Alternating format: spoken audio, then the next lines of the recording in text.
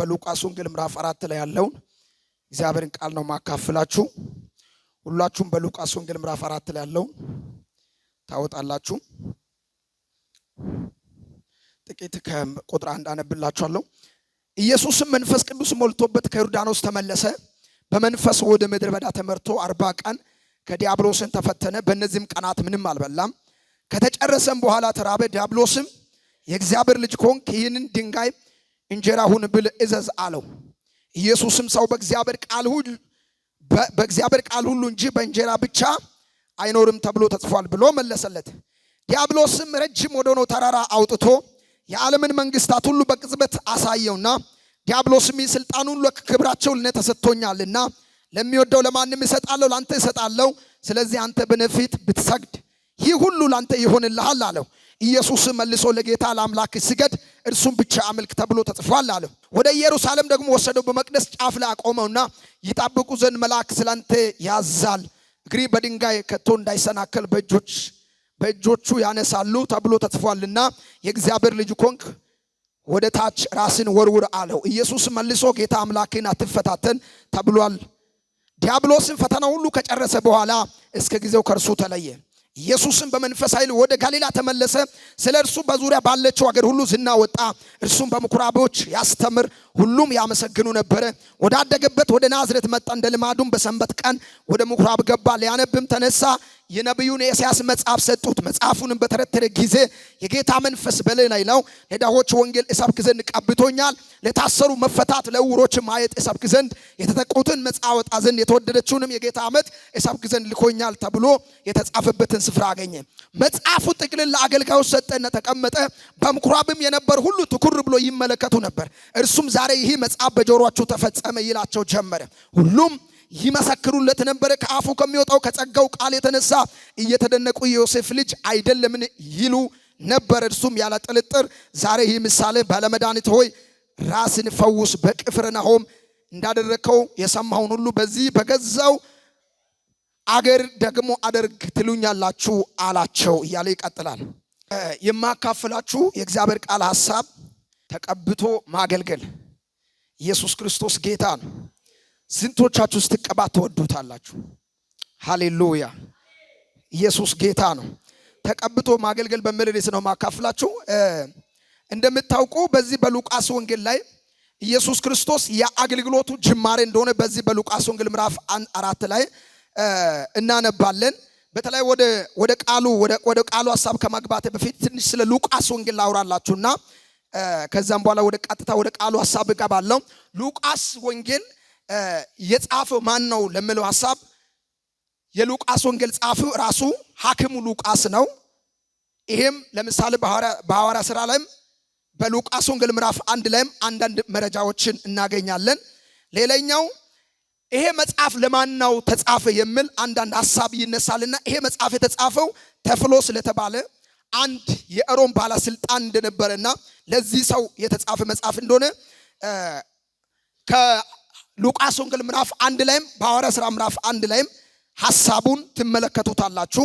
ተፍሎስ የሚባል አንድ የሮም ባለስልጣን ነው። ይሄ ሰው ክርስትና እምነት ተቀብሎ በዚህ በክርስትና እምነት እንዲጸናና የተቀበለውን እውነት አጽንቶ እንዲቆይ የተጻፈ መጽሐፍ እንደሆነ ይታወቃል። ሌላኛው ሉቃስ ከሐዋርያቶቹ መካከል አልነበረም፣ ግን ደግሞ ከሐዋርያቶቹ ጋር አብሮ የነበረ ወይም ከሐዋርያው ጳውሎስ ጋር አብሮ የነበረ ሰው ነው። ለምሳሌ በሐዋርያ ሥራ ምዕራፍ 16 ላይ ስትመለከቱ እኛ እያለ አብዛኛው ቦታ ላይ ራሱን ከሐዋርያው ጳውሎስ ጋር እያካተተ እንደጻፈ እናውቃለን። ሐዋርያ ሥራንም ሉቃስ ወንጌልንም የጻፈው ሉቃስ ነው። ሉቃስ ሐዋርያው ጳውሎስ ከሁለተኛ ከወንጌል ጉዞ በኋላ በተለይ አብሮ የነበረና እስከ ሮም እስር ቤት ድረስ አብሮ የነበረ በጣም ታማኝ ጓደኛ እንደነበረ ሐዋርያው ጳውሎስ ራሱ መስክሮለታል። ይሄም በቆላስይስ መጽሐፍ ምዕራፍ 4 ላይ ሐኪሙ ሉቃስ ከኔ ጋር አብሮኝ ነበረ። በዛ በእስር ቤት በነበረ ጊዜ ማንም አብሮት አልነበረም፣ ግን ሉቃስ አብሮት እንደነበረ ሐዋርያው ጳውሎስ ራሱ ጽፎለታል። በቆላስይስ መጽሐፍ ምዕራፍ 4 ቁጥር 14 ላይ አብሮ የሚሰራ እንደሆነ ታማኝ ወዳጅ እንደሆነ ከዛ መጽሐፍ እንረዳለን። ሌላኛው ሉቃስ እንደጻፈ የጥንቱ ቤተክርስቲያን ጻፎችም ይስማማሉ። ሉቃስ በትውልዱ ከአሕዛብ ወገን ሳይሆን አይቀርም። ወንጌሉንም የጻፈው ግሪካውያን ወይም ለአሕዛብ ወይም ለኦሮማይ እንደተጻፈ ይታወቃል። ሌላኛው የሉቃስ ወንጌል አብዛኛው በተለይ ከክርስቶስ ልደት እስከ እርገት ድረስ ያለውን ታሪክ ሙሉ በሙሉ ጽፎልናል። ከኢየሱስ ክርስቶስ ልደት እስከ እርገት ድረስ ያለውን ጽፎልናል። 24 ምዕራፍ አለው። 24ቱን ምዕራፍ ስታነቡ ይሄን ታገኙታላችሁ። ሌላኛው የሉቃስ ዋናው ዓላማ ኢየሱስ ክርስቶስ የሰው ልጅ ነው የሚል በጽሁፉ ላይ እናገኛለን። በሉቃስ ወንጌል ምዕራፍ 19 ቁጥር 10 ላይ የሰው ልጅ የጠፋውን ሊፈልግና ሊያድን መጣ ብሎ እንደጻፈ በዛ ቦታ ላይ እንመለከታለን። ኢየሱስ ክርስቶስ ጌታ ነው። ጻፎች ራሳቸው የሆነ የጻፉበት አንግል አላቸው። ለምሳሌ ማቴዎስን ስንመለከት ማቴዎስ ኢየሱስ የአይሁድ ንጉሥ ነው ሲል፣ ዮሐንስ ደግሞ ኢየሱስ ክርስቶስ እርሱ መለኮት ነው ወይም እርሱ ከእግዚአብሔር ጋር የነበረ ቃል ነው ብሎ ሲጽፍ እንመለከታለን። ማርቆስ ደግሞ አገልጋይ ነው ይለዋል። ስለዚህ እነዚህ ማርቆስ፣ ማቴዎስና ሉቃስ ሶስቱ ተመሳሳይ ወንጌላት ተብሎ ይታወቃሉ። ለምን? የመልእክቱ ይዘታቸው አንዳንድ ቦታ ለምሳሌ በሉቃስ ላይ የነበረውን አንድ ሐሳብ በማርቆስ ውስጥ በማቴዎስ ውስጥ ታገኙታላችሁ። እግዚአብሔር አምላክ ለዘላለም የተባረከ ይሁን። ስለ መጽሐፉ ይሄን ያህል ካልኩኝ ወደ መልእክት ሐሳብ እገባለሁ። እግዚአብሔር ለዘላለም ይባረክ። አሜን። ኢየሱስ ጌታ ነው። እስቲ እጆቻችሁን ከፍ አድርጉና ተቀብቶ ማገልገል በሉት። ድገሙና ተቀብቶ ማገልገል በሉት። ኢየሱስ ክርስቶስ ጌታ ነው። ቅባት በጣም ያስፈልገናል። የእግዚአብሔር ቅባት፣ የመንፈስ ቅዱስ ቅባት በተለይ ለምናገለግል በክርስቶስ ኢየሱስ ላመነን በእግዚአብሔር መንግስት ውስጥ ድርሻ ያለን ሰዎች ተቀብተን እንድናገለግል የእግዚአብሔር ሐሳብ ነው። በኋላ ሐሳቡን በደንብ እንመጣበታለን። በተለይ ስለ ቅባት ስንል ቅባት ማለት አንዳንድ ሐሳቦችን ቅባት ስናነሳ በብሉይ ኪዳን ላይ የነበሩ አንዳንድ ስራ ሐሳቦችን እንመለከታለን። ቅባት የሚለው ቃል ከጥንቱ ማሸክ ከሚለው ከዕብራይስጥ ቃል የመጣ ሲሆን ትርጓሜውም ቅባትን መቀባት፣ በቅባት መሸፈን፣ ለተለየ ዓላማ መቀደስ የሚል ነበር። ይህም የጥንቱ እስራኤል እረኞች በጎቻቸው ላይ ታቢያ እንደ መስከር ያሉ ቆዳዎች ላይ እየተጣበቁ ደማቸውንም ይመጣቸው ወደ ጆሮአቸውን በመግባት ይገላቸው ስለነበረ ይህን ለመስቀራት የበጎቹን ጆሮና ጭንቅላታቸው ለታቢያም ተገላጭ የሚሆኑ ሰውነት ክፍላቸው በዛይት ይቀቡ ነበር። ከዚህ የተነሳ ታቢዎችም ቅባቱን አልፎ በጎችን መንከስ ስለማይችሉ ከላቸው ይወልቁ ነበር። ከዚህ ማሸ ከሚለው ቃል የተቀባ ወይም መሲህ የሚለው ቃል የመጣ ሲሆን ከዚህ የተነሳ ቅባት የኃይል የመለኮት ጥበቃ ተምሳሌ ተደርጎ ይወሰድ ነበር። ኢየሱስ ክርስቶስ ጌታ ነው። ይሄ በብሉይ ኪዳን ላይ የነበረውን ስርዓት ወይም በዕብራውያን ታሪክ የነበረውን ስርዓት እንመለከት። ሌላኛው በአዲስ ኪዳን ደግሞ ቅባት የሚለው በግሪኩ ኪሮ የሚል ሲሆን ሃይማኖታዊ ለሆኑ ስርዓቶች ወይንም አልፎ አልፎ ዕለት ዕለት እንቅስቃሴዎች ከሚለው ቃላት የመጣ ሲሆን ትርጓሜው በዛይት መቀባት ወይም መቀደስ፣ ለአንድ ዓላማ መለየት የሚል ሐሳብ ይዟል። ለአንድ ዓላማ መለየት ወይም ለአንድ አገልግሎት መለየት የሚለውን ሐሳብ ይዟል። እግዚአብሔር አምላክ ለዘላለም የተመሰገነ ይሁን። ከዚህ ቃል ነበረ ክራይስት ወይም ክርስቶስ የተቀባ የሚለው ስም የመጣው ማለት ነው። እግዚአብሔር አምላካችን የተባረከ ይሁን። በተለይ ቅባት የሚለውን ሐሳብ ስንመለከት በብሉይ ኪዳን ላይ እንዴት እንደነበረና እግዚአብሔር ከሰው ልጆች ጋር በተለይ ሰው በኃጢአት ከወደቀ በኋላ በዘፍጥረት መጽሐፍ ላይ እንደምትመለከቱ በሰው ላይ መንፈስ ለዘላለም አይኖርም፣ እድሜው 120 ዓመት ይሆናል ብሎ የእግዚአብሔር ቅባት በሙላት የሚሰራበትን መንገድ ሰው ኃጢአትን ባደረገ ጊዜ ያ መንገድ እንደተቋረጠና እግዚአብሔር ሕዝቡን ከግብፅ ነፃ በተለይ በሙሴ አማካኝነት ካወጣው በኋላ አንድ ቃል ኪዳን ለሙሴ ሰጠ። እግዚአብሔር አምላክ ለዘላለም ይባረክ። ከዛም በኋላ እግዚአብሔር ሙሴን እንደዚህ አለው፣ ካህናት ሆነው ያገለግሉ ዘንድ የአሮን ልጆችን ወደ ቤተ መቅደስ አምጣልኝ አለው። ከዛም በኋላ ለኔ ቀባልኝ፣ እነሱም ደግሞ በዘመናቸው ሁሉ ለኔ የተቀደሱ ይሆናሉ አለው። አየህ፣ የእግዚአብሔር ቅባት ስላረፈባቸው እነዚህ ሰዎች ለእግዚአብሔር የተለዩ ናቸው፣ ለእግዚአብሔር የተቀደሱ ናቸው። አሜን። የእግዚአብሔር ቅባት በእኛ ህይወት ላይ ሲመጣ አንዱ የሚያደርገው ነገር ይቀድሰናል።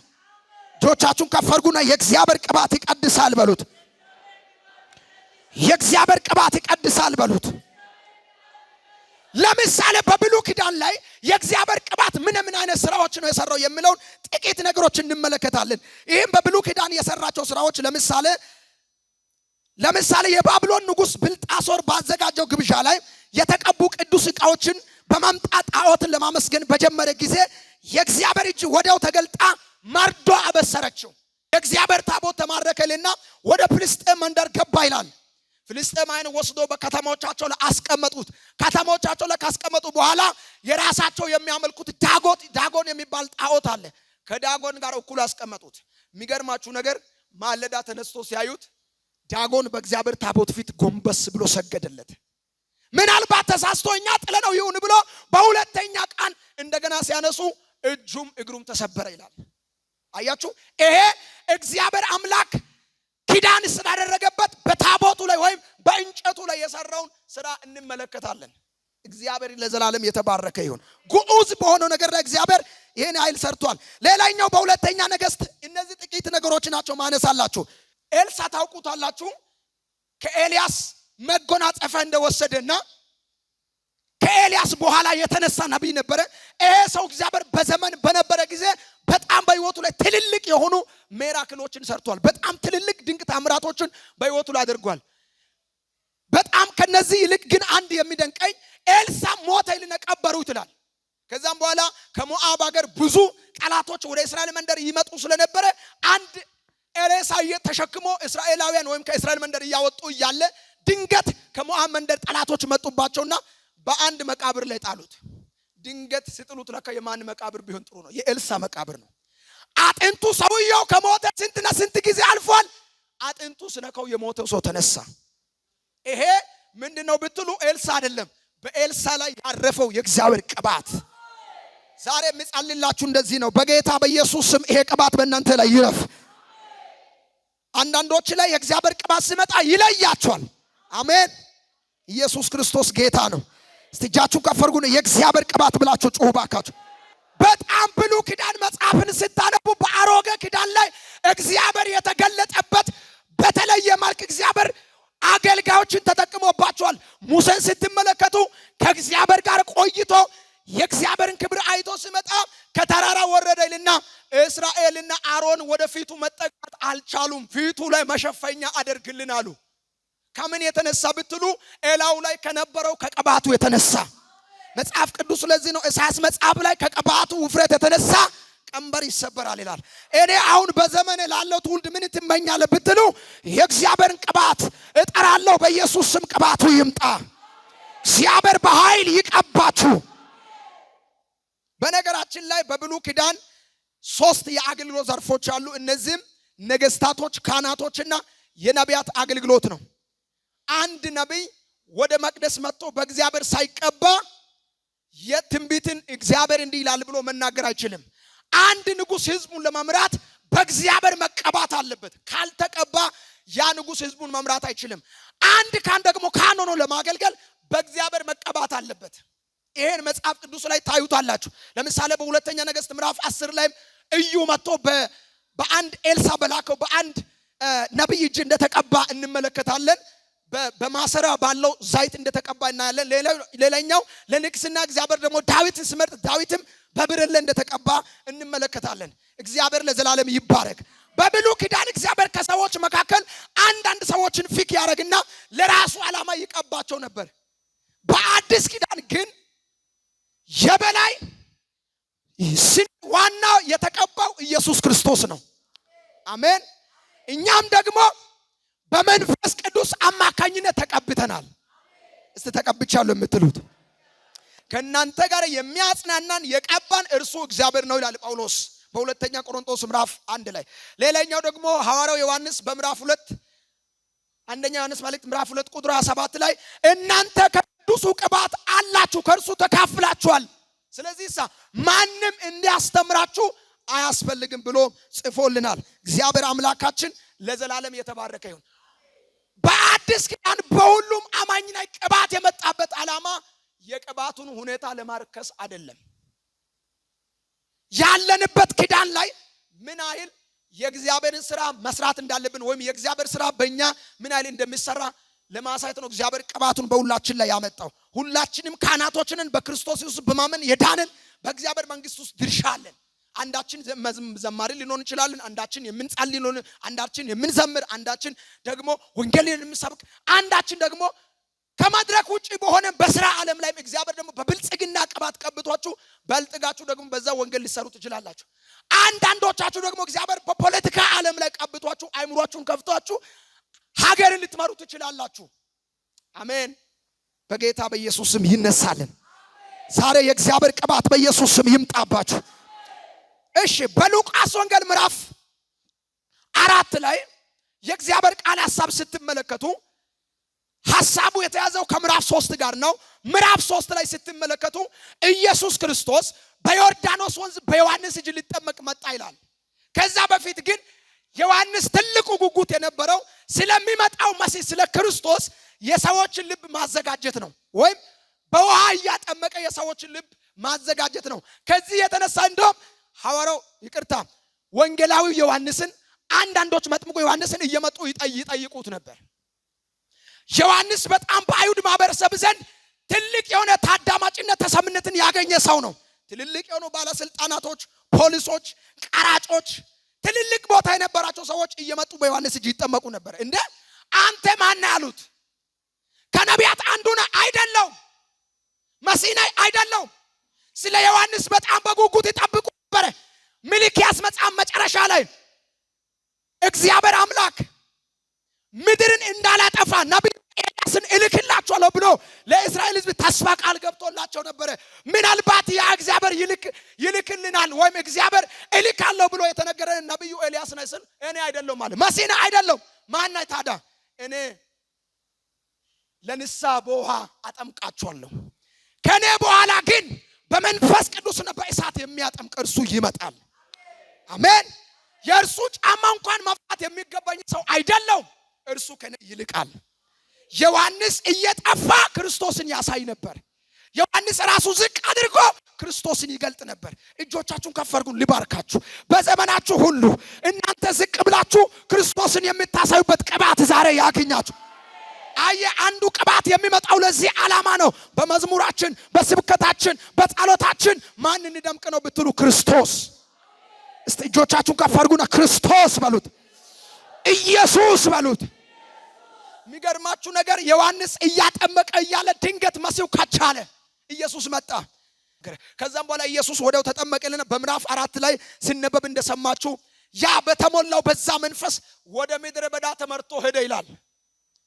ለምንድን ነው ኢየሱስ ክርስቶስ ወደ ምድረ በዳ የሄደው? ፍጹም አምላክ ፍጹም ሰው ነው። ለሱ ምንም ነገር እኮ አያስፈልግም። መንፈስ ቅዱስ ወዲያው እንደተሞላ ወደ ምድረ በዳ ሄደ። መንፈስ ቅዱስ መራው ይላል። አንዳንዴ መንፈስ ቅዱስ ይመራሃል፣ በማይመች ጎዳና ይመራሃል፣ ምድረ በዳ ከፈለገ ይመራሃል። ለምን ብትል ከፊት ለፊት ላለው አገልግሎት እግዚአብሔር አምላክ ሊያሰለጥን ሲፈልግ አንዳንዴ ወደ ምድረ በዳም ይወስዳል። ኢየሱስ ጌታ ነው። አጠገባችሁ ያለው ሰው ጨብጡና እግዚአብሔር ሊያሰለጥን ሲፈልግ በሉት፣ ወደ ምድረ በዳም ይመራሃል በሉት፣ መንፈስ ቅዱስን ስማ በሉት። አሜን ነው ወይ? ዛሬ እሱን የሚሰሙበት ጆሮ በኢየሱስ ስም ይከፈትላችሁ። መንፈስ ቅዱስ በኃይል ይምራችሁ። መንፈስ ቅዱስ መራው ይላል። ከዛም በኋላ 40 ቀንና 40 ሌሊት ጾመ ጸለየ ይላል። ኢየሱስ ጾሞ ጸልዮ ከመጣ በኋላ ኢየሱስ ተርቧል። የሚገርማችሁ ነገር ጾሞ ጸልዮ በመንፈስ ቅዱስ ኃይል ከፍ ብሎ ሲመጣ ዲያብሎስ አንጥፎለት አይደለም የጠበቀው፣ ፈተና ይዞ ነው የጠበቀው፣ ቻሌንጅ ይዞ ነው የጠበቀው። ኢየሱስ ጌታ ነው። ልክ ገና እንደመጣ በመንፈስ ቅዱስ ተሞልቶ እንደመጣ አንድ ጥያቄ ቀረበለት። አንተ የእግዚአብሔር ልጅ ነህ አይደል? አው ኢየሱስ ተርቧል። ፍጹም ሰው ፍጹም አምላክ ነው። በሰውነቱ ተርቦ ነው የመጣው። የሚያስፈልገው ወይም በየትኛውም መንገድ ኢየሱስ መፈተን እንዳለበት ያውቃል። የእግዚአብሔር ልጅ ነህ አይደል? አው ይሄን ድንጋይ እስቲ እንጀራ እንዲሆን እዘዝ አለው። ኢየሱስ ደግሞ እንደዚህ አለ፣ ሰው በእንጀራ ብቻ አይኖርም ተብሎ ተጽፏል፣ በእግዚአብሔር ቃል እንጂ አለው። ኢየሱስ ክርስቶስ ጌታ ነው። አየ በእንጀራ ብቻ የሚኖር ማንነት አለ። እኛ ግን በእንጀራ ብቻ የምንኖር ሰዎች ብቻ አይደለንም። በእኛ ውስጥ የእግዚአብሔር መንፈስ አለ። እጆቻችሁ ከፍ እስቲ በእኔ ውስጥ የእግዚአብሔር መንፈስ አለ በሉት። በእኔ ውስጥ የእግዚአብሔር መንፈስ አለ በሉት። ሊያገኘው አይችልም። የሕጉን መጽሐፍ እያነበበ በመንፈስ ቅዱስ ከፍ ብሎ ነው ኢየሱስ የመጣው። ሰው በእንጀራ ብቻ አይኖርም። ዛሬ እነግራችኋለሁ፣ ሰይጣን እናንተን ደግሞ ዛሬ የሚፈትንበት የራሱ የሆነ መንገድ አለው።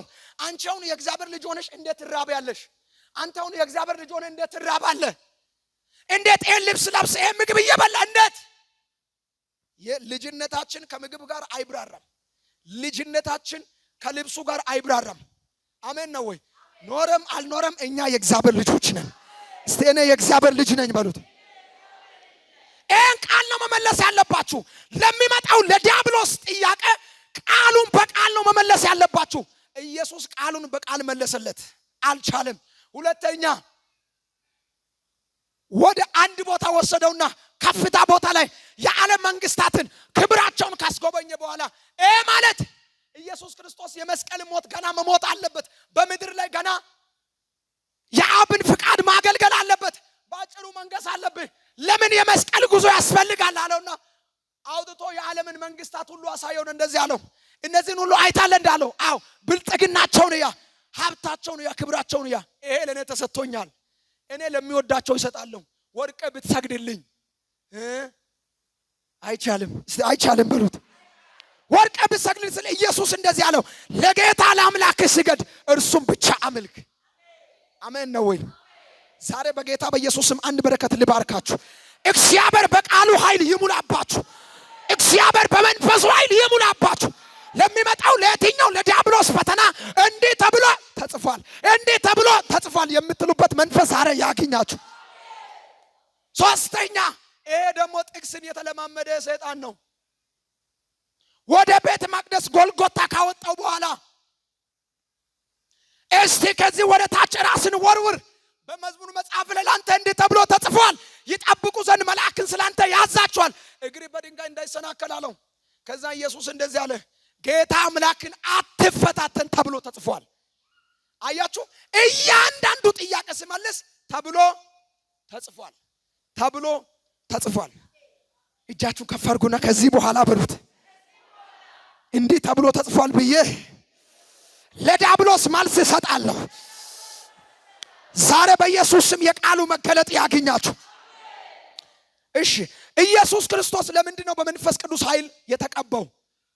ከዛም በኋላ ቁጥር 14 ላይ ስትመለከቱ በመንፈስ ኃይል ወደ ገሊላ ተመለሰ ይላል። በምን ኃይል? በመንፈስ ኃይል። እስቲ በመንፈስ ኃይል በሉት። ልጸልላችሁ፣ እግዚአብሔር በመንፈሱ ኃይል ይሙላባችሁ በኢየሱስ ክርስቶስ ስም። ዛሬ ይሄ ሙላት ያገኛችሁ። ይሄ የእግዚአብሔር ኃይል በላችሁ ላይ ይውረድባችሁ። ለምንድን ነው በመንፈስ ቅዱስ ኃይል የተቀባው ስንል፣ አንደኛ የተነገረለት ትንቢት መፈጸም ስላለበት። አሜን ነው ወይ? አንዳንድ ትንቢት በአንተ ላይ የእግዚአብሔር ቅባት እስኪመጣ ድረስ ይጠብቃል።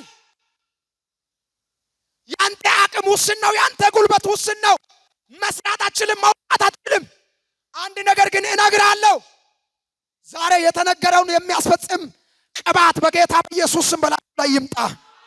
የተነገረው ትንቢት መፈጸም ስላለበት ኢየሱስ የመጀመሪያው ተቀባ። ይሄም በኢሳይያስ መጽሐፍ ምዕራፍ 61 ላይ ነብዩ ኢሳይያስ ገና ኢየሱስ ክርስቶስ ከመምጣቱ በፊት ከ700 ዓመት በፊት አንድ የተናገረው ትንቢት ነበር።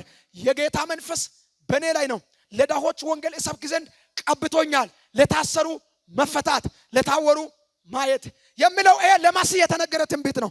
በዚህ ጊዜ ውስጥ ልክ ኢየሱስ ክርስቶስ ቀጥታ ከዮርዳኖስ ከዲያብሎስ ፈተናውን ከጨረሰ በኋላ ቀጥታ ወደ ናዝሬት ነው የመጣው። ናዝሬት ኢየሱስ ያደገበት ከተማ ነው። ያውቁታል አይሁዳውያን። መጣና ሲመጣ ለኢየሱስ ክርስቶስ አይሁዳውያን ቅዳሜ በሚባል በሰንበት ቀን ሕጉን ያጠኑታል። ሕጉና የነቢያትን መጽሐፍ ያጠናሉ። አንድ እንግዳ ከሌላ ቦታ ወደዛ ምኩራብ ከተጋበዘ ወይም የሕግ መጽሐፍ ወይ የነቢያት መጽሐፍ ይሰጥና መጽሐፉን አንብቦ በመጽሐፉ ላይ ትርጉም ይሰጠዋል። ለኢየሱስም እንደዛው የተሰጠው የነቢያት የጥቅል ወይም የነቢዩ ኢሳይያስ ጥቅል መጽሐፍ ሰጡት። ኢየሱስ ዝም ብሎ አላነበበም። ኢሳይያስ መጽሐፍ ምዕራፍ 61 ላይ ያለውን አነበበላቸው። የጌታ መንፈስ በእኔ ላይ ነው፣ ለድሆች ወንጌል እሰብክ ዘንድ ቀብቶኛል፣ ለታሰሩ መፈታት፣ ለታወሩ ማየት፣ ለተጠቁ ነፃ መውጣት፣ የተወደደችው የጌታን ዓመት እንዲናገር ቀብቶኛል ስል አንዳንዶች ፊታቸውን ቀየሩን ማየት ጀመሩ። እንዴ ይሄ ራሱ ነብዩ ኢሳይያስ ነው እንዴ? ይሄ ራሱ መሲህ ነው እንዴ? ከዛ በፊት ብዙዎች ይሄን ቃል አንብበው ትርጉም ሰጥቷሉ። አሁን ግን የመጣው ተርጉሞ ቁጭ የሚል ሳይሆን የትንቢቱ ዋናው አካል መጥቷል። የትንቢቱ ዋናው አካል መጥቷል። መሲሁ ራሱ መጥቷል። ኢየሱስ ክርስቶስ ጌታ ነው። ከዛ እንደዚህ አላቸው፣ እኔ የመጣሁት አላቸው ሃይማኖት ስርዓት ለማጠም ሳይሆን ተቀብቼ መጥቻለሁ። ለምን? የታሰሩትን ልፈታ። አሜን ነው ወይ? የተጠቁትን ነፃ አውጣ። ዛሬ አውጃለሁ የእግዚአብሔር ቅባት ያገኛችሁ በኢየሱስ ስም። በወጣቶች ላይ ይሄ ቅባት ይረፍ። በእናቶች ላይ ይሄ ቅባት ይረፍ። የመጀመሪያው የነቢያት ትንቢት መፈጸም አለበት። ከዚህ ክፍል የምንረዳው ኢየሱስ ክርስቶስ ለድሆች ወንጌል እግዚአብሔር አብ የሰጠውን ተልእኮ ለመፈጸም በመንፈስ ቅዱስ እንደተቀባ እናያለን። እኛ ወንጌል ኢየሱስ በሰበከበት መንገድ ለመስበክ እርሱ በሰራበት ዓለም ላይ ለመገለጥ እርሱ እንደተቀባ ልንቀባ ያስፈልገናል። ዛሬ እማግቷችኋለሁ፣ በመንፈስ ቅዱስ ኃይል መቀባት አለብን። አሜን ነው ወይ? መቅረብ ያስፈልጋል፣ መጮህ ያስፈልጋል። ያለ እግዚአብሔር መንፈስ ቅዱስ የምናገለግለው የትኛው አገልግሎት ተጽዕኖ ሊፈጥር አይችልም። አሜን። ኢየሱስ ክርስቶስ ጌታ ነው። ሁለተኛ ኢየሱስ ለምንድን ነው በመንፈስ ቅዱስ ኃይል የተቀባው? የሰይጣንን ፈተና ለመቋቋም። አሜን በሉ እስቲ። የሰይጣንን ፈተና ለመቋቋም በሉ እስቲ። አጠገባችሁ ያለው ሰው ጨብጡን፣ አንድ ነገር ንገሩት። የሰይጣንን ፈተና ለመቋቋም በሉት የሚያስፈልግ በሉት የመንፈስ ቅዱስ ሙላት ነው በሉት። የእግዚአብሔር ቅባት ነው በሉት። ኢየሱስ የዲያብሎስን ፈተና ለመቋቋም በመንፈስ ቅዱስ ኃይል ተቀብቶ ነበር። ቅባት ማያስፈልገው ቢሆን እሱ ብቻ ነው። እሱ ፍጹም ሰው ነው፣ ፍጹም አምላክ ነው። ታዲያ እኔ እናንተ በዚህም በውስን ማንነት ላይ ስጋ ለብሰን በዚህ ምድር ክፋት፣ አመጽ በሞላበት ዓለም ላይ ስንኖር እንዴት የእግዚአብሔር ቅባት ያስፈልገናል? በጣም ያስፈልገናል። እስቲ ያስፈልገኛል በሉት። ኢየሱስ ክርስቶስ ጌታ ነው። ሰይጣን ኢየሱስን በእነዚህ በሶስቱ ፈተናዎች ላይ ሊያገኘው ነበር የመጣው። አዳም ሁሉ በሞላበት ሲሸነፍ፣ ኢየሱስ ግን በምድረ በዳ ተርቦ መጥቶ የሰይጣንን ፈተና 3-2 አሸነፈ። ልዩነቱ እዙ ጋር ነው። ተርቦ መጥቶ አሸነፈ። ለምን ብትለው በቅባት ነው የመጣው፣ በኃይል ነው የመጣው። የሰይጣንን ፈተና ለመቋቋም በጣም በመንፈስ ቅዱስ ኃይል መቀባት አስፈላጊ ነው። መንፈስ ቅዱስ ኢየሱስ በዮርዳኖስ ወንዝ ሲጠመቅ ሳለ መንፈስ ቅዱስ በእርሱ ላይ ወረደ። በመንፈስ ቅዱስ ተሞላ። ኢየሱስ በመንፈስ ከተሞላ በኋላ ሰይጣንን ፈተና ለመቋቋም ዝግጁ ነበር። ኢየሱስ የሰይጣንን ፈተና ከተቋቋመና በሰይጣን ላይ ድል ከተቀናጀ በመንፈስ ቅዱስ ኃይል ወደ ጋሊላ ተመለሰ። በመንፈስ ቅዱስ ኃይል ነው የተመለሰው። ከዛም በኋላ ሰይጣን ጥያቄውን አቀረበለት። ጥያቄውን በጥያቄ መታው። ሌላኛው እኛ ክርስቲያኖች በምድር ላይ ስንኖር ሰይጣን የተለያዩ አይነት ፈተናዎችን ይዞ ይመጣል። በተለይ መጽሐፍ ቅዱስ ሲናገር ውጋችሁ ከስጋ ከደም ጋር አይደለም ይላል። ከማን ጋር ነው የምንዋጋው ብለን መጽሐፍ ቅዱስ ስንጠይቅ በኤፌሶን መጽሐፍ ምዕራፍ 6 ቁጥር 10 ላይ የእግዚአብሔርን ዕቃ ጦር አንሱ ይላል። የእግዚአብሔርን ዕቃ ጦር ምንድናቸው? እነዚህ የእግዚአብሔር ዕቃ ጦሮች ለምሳሌ የምንዋጋቸው መሳሪያዎች እዚህ ቦታ ላይ ይነግረናል። ከአለቆች፣ ከስልጣናት፣ ከዚህም ከጨለማው ዓለም ገዢዎች በሰማይ ስፍራ ካሉ ከእርኩሳን መናፍስት ሰራዊት ጋር ነው ይላል። የምንዋጋበት ከነዚህ ጋር እንደሆነ ይነግረንና ስንዋጋ ምን ማድረግ አለብን? አንደኛ ወገባችን በእውነት ታጥቃችሁ ይላል። ወገባችን በእውነት ታጥቃችሁ። ዲያብሎስ ሁል ጊዜ የሐሰት አባት ነው። ሐሰትም ሲናገር ከራሱ ይናገራል፣ እርሱ ዘንድ እውነት የለውም። አሜን። ወገባችሁ በእውነት ታጥቃችሁ። ሌላኛው ሶስተኛው በሰላም ወንጌል በመዘጋጀት እግራችሁ ተጫምታችሁ ቁሙ ይላል። አራተኛው የእምነት ጋሻ አንሱ ይላል። እምነት አንዱ ጠላትን ከምንዋጋበት መሳሪያ አንዱ እምነት ነው። የሰይጣንን ፈተና ለመቋቋም እምነታችን በደንብ የእምነት ጋሻችን መንሳት እንዳለብን በኤፌሶን መጽሐፍ ላይ እናያለን። ሌላኛው የመዳን ራስ ቁስ፣ የመዳን ራስ ቁር የመንፈስ ሰይፍ ያዙ ይላል። የመዳን ራስ ቁር የመንፈስ ሰይፍ ያዙ። እርሱ ምንድነው ስንል የእግዚአብሔር ቃል። እጆቻችሁ ውስጥ ከፈርጉ ነው የእግዚአብሔር ቃል በሉት። በአዲስ ኪዳን ላይ መጽሐፍ ቅዱስ በሁለት ነገር እንድንሞላ ያዘናል። በኤፌሶን መጽሐፍ ምዕራፍ 5 ቁጥር 18 እና በቆላስይስ መጽሐፍ ምዕራፍ 3 ቁጥር 16 ላይ የእግዚአብሔር መንፈስ በሙላት ይኑርባችሁ ይላል። የእግዚአብሔር ቃል በሙላት ይኑርባችሁ ይላል በሌላኛው ስፍራ ላይ። በእነዚህ በሁለቱ እንድንሞላ የእግዚአብሔር ቃል ያዘናል። አሜን ነው ወይ? እግዚአብሔር በመንፈሱ ይሙላብን።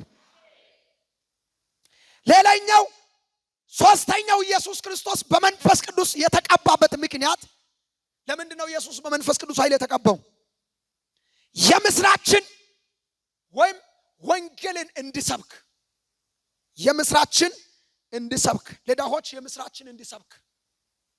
አሜን። የምስራችን ለማብሰር ኢየሱስ ክርስቶስ በመንፈስ ቅዱስ ኃይል የተቀባ ነበር። ኢየሱስ የተቀባ ነው ማለት መሲህ ክርስቶስ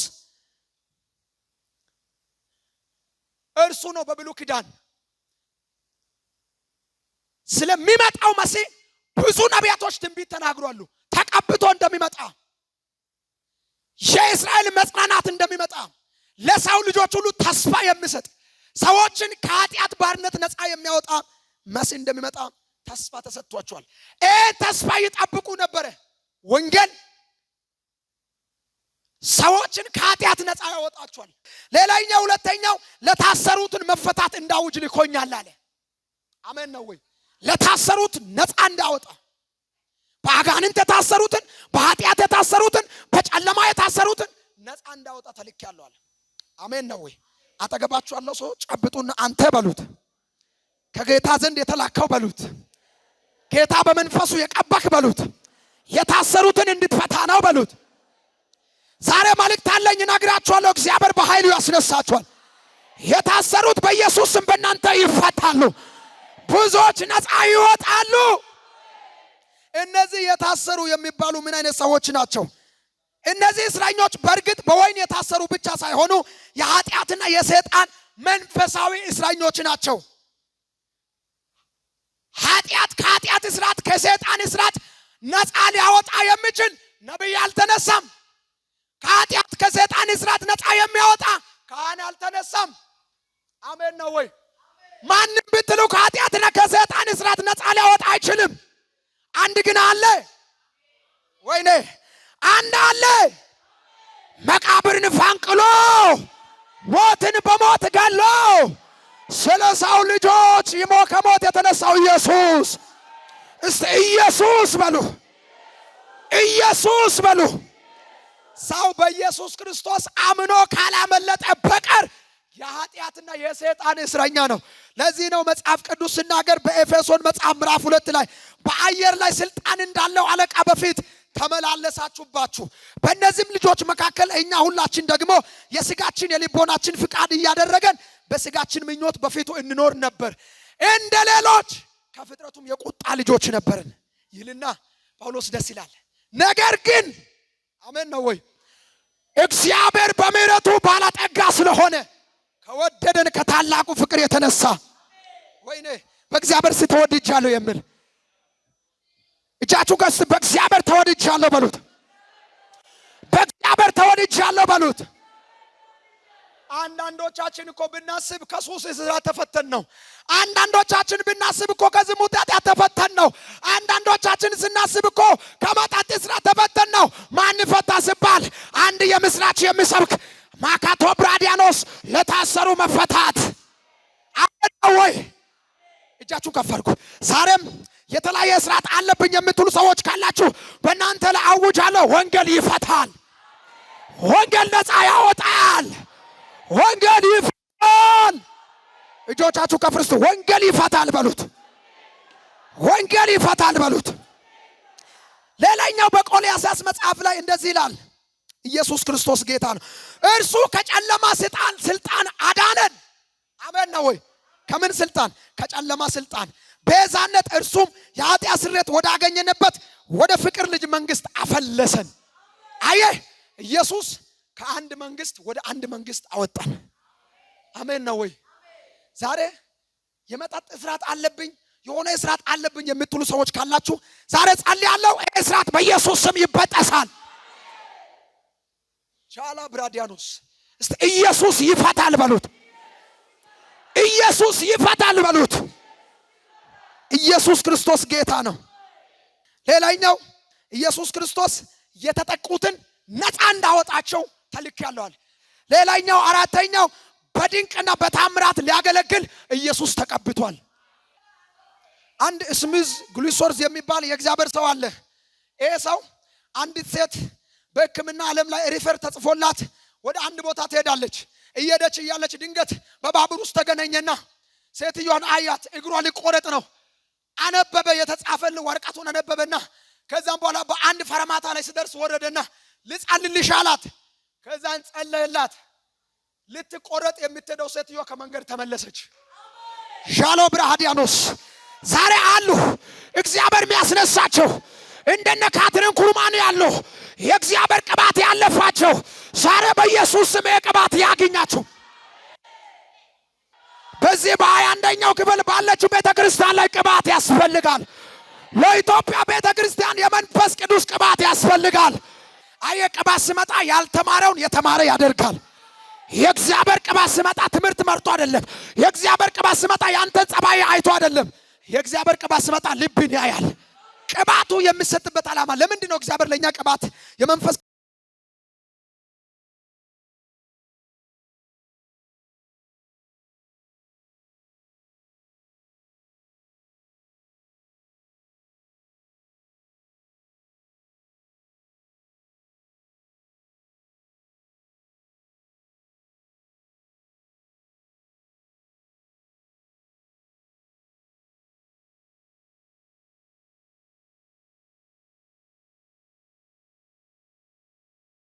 መንፈስ ላይ የተመሰረተው የአዲስ ኪዳን አገልጋዮች እንድንሆን ብቆች አደረገን።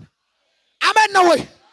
ከዚህ በኋላ ውስጥሽ ላይ የማስተማር ቅባት ተቀምጦ የመዘመር ቅባት ተቀምጦ መቼ ነው የሚዘምረው? አትይም። ዛሬ ብቃት ይሰጣል። የእግዚአብሔር ቅባት በቅባት የሚዘምሩ ዛሬ ይነሳሉ። የእግዚአብሔር ቅባት በሉ። የእግዚአብሔር ቅባት በሉ። ሶስተኛና የመጨረሻው የእግዚአብሔር ቅባት የሚሰጥበት ዓላማ ሊቀድሰን ሊለየን ካህናት ሆነው ያገለግሉ ዘንድ የአሮን ልጆች አምጣልኝ ቀድሳቸዋል። ከቅዱሱ ቅባት ቀባቸው፣ እነሱም በዘመናቸው ሁሉ የተቀደሱ ይሆናሉ። ዛሬ በኢየሱስ ስም ከኃጢአት የሚለይ ቅባት ይመጣል። እግዚአብሔር በዚህ ቅባት ይቀባችሁ።